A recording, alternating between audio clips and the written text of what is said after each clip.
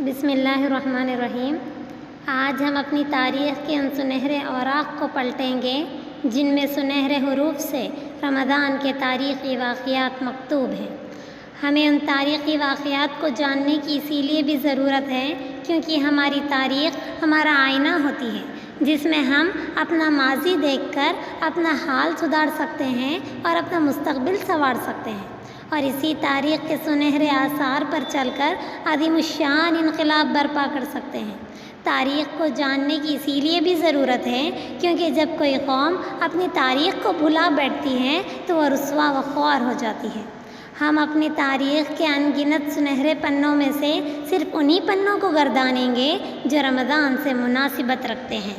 سامعین، میرا آپ سے سوال یہ ہے کہ رمضان ہمیں کس چیز کی یاد دلاتا ہے؟ یہ وہ کون سا مہینہ ہے جو ہم مسلمانوں کو اس بات پر مجبور کرتا ہے کہ ہم اپنی تاریخ یعنی ہسٹری پر رشک کریں؟ یہ وہ کون سا مہینہ ہے جس پر ہزاروں قلم اٹھنے کے بعد بھی حق موضوع ادا نہ ہو سکا؟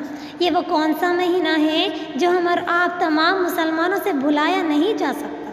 یہ رمضان ہے۔ سامعات، یہ وہ مہینہ ہے جس میں قرآن نازل ہوا، جس کے بارے میں سورہ بقرہ آیت نمبر 185 میں بیان فرمایا گیا، اعوذ باللہ من الشیطان الرجیم، شہر رمضان الذی انزل فیہ القرآن ھدی للناس۔ رمضان وہ مہینہ ہے جس میں قرآن نازل کیا گیا جو لوگوں کے لیے سراسر ہدایت ہے۔ قرآن وہ کتاب ہدایت ہے جس کو ایک ہی بار میں لوح محفوظ میں لیلۃ القدر میں نازل کیا گیا، جس کو یوں بیان فرمایا، انا انزلناہ فی لیلۃ القدر، بے شک ہم نے اس قرآن کو لیلۃ القدر میں نازل فرمایا۔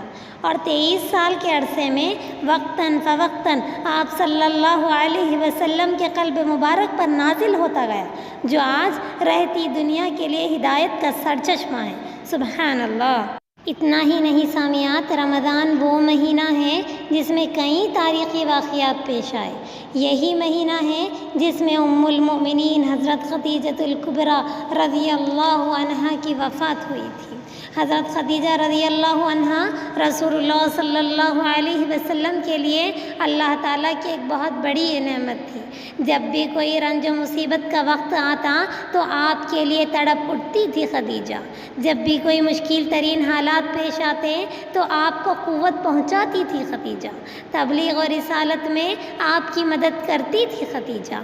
اپنی جان و مال سے آپ کی خیر خواہ تھی خدیجہ رضی اللہ عنہا ورضت عنہ۔ آپ رضی اللہ عنہا کی وفات نبوت کے 10ویں سال رمضان میں ہی ہوئی۔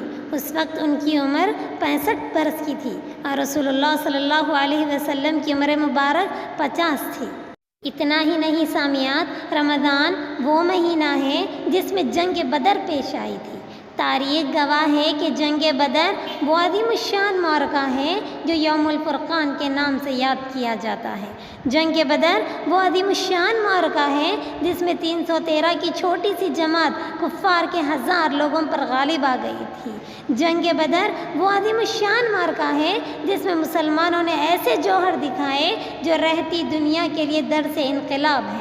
اس جنگ میں اللہ تعالیٰ نے 1000 فرشتوں سے مسلمانوں کی مدد فرمائی تھی اور مسلمانوں کو فتح حاصل ہوئی تھی۔ سبحان اللہ۔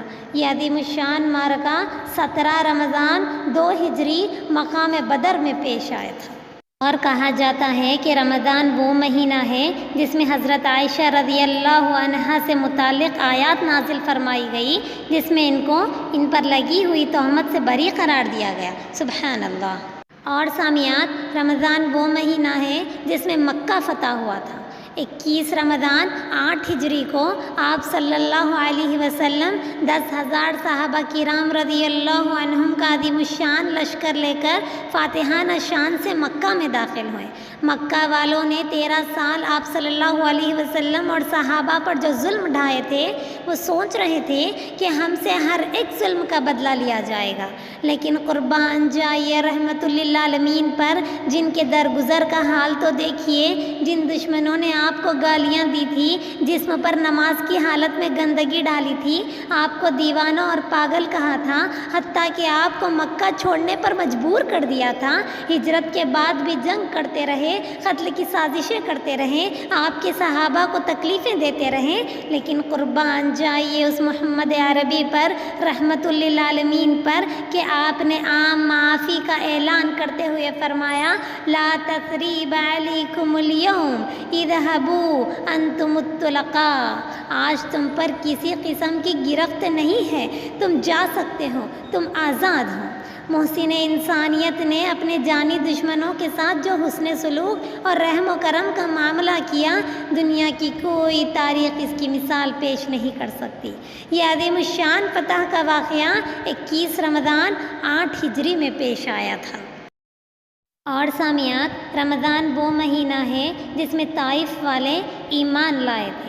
جب رسول اللہ صلی اللہ علیہ وسلم طائف پہنچے تھے تاکہ وہاں کے لوگ ایمان کی نعمت سے مالا مال ہو جائے، لیکن انہوں نے انکار کیا، نبی معظم صلی اللہ علیہ وسلم پر پتھر برسائے، جس سے آپ لہو لہان ہو گئے۔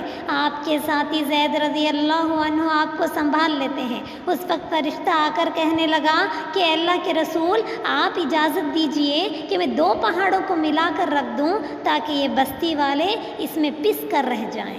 قربان جائیے محمد الرسول اللہ پر صلی اللہ علیہ وسلم، فرمایا کہ نہیں، ایسا ہرگز نہ کرنا، مجھے امید ہے کہ ان یخرج اللہ من اصلابہم من یعبد اللہ وحدہ ولا یشرک بہ شیئا، مجھے امید ہے کہ اللہ ان کی نسلوں میں سے ایسوں کو نکالے گا جو ایک اللہ کی عبادت کریں گے اور اس کے ساتھ کسی کو شریک نہیں کریں گے۔ اور یہی طائف والے اسی رمضان 9 ہجری میں ایمان لا چکے تھے۔ سبحان اللہ۔ اور سامعات، رمضان ہی وہ مہینہ ہے جس میں رسول اللہ صلی اللہ علیہ وسلم کی دختر فاطمۃ الزہرا رضی اللہ عنہا کی وفات 11 ہجری میں ہوئی۔ رمضان ہی وہ مہینہ ہے جس میں حضرت علی کرم اللہ وجہہ کو کوفہ میں 40 ہجری میں قتل کیا گیا تھا۔ رمضان ہی وہ مہینہ ہے جس میں حضرت عائشہ رضی اللہ عنہا کی وفات 58 ہجری میں ہوئی۔ اسی مہینے میں امام بخاری محمد بن اسماعیل رحمہ اللہ کی وفات 256 ہجری میں ہوئی۔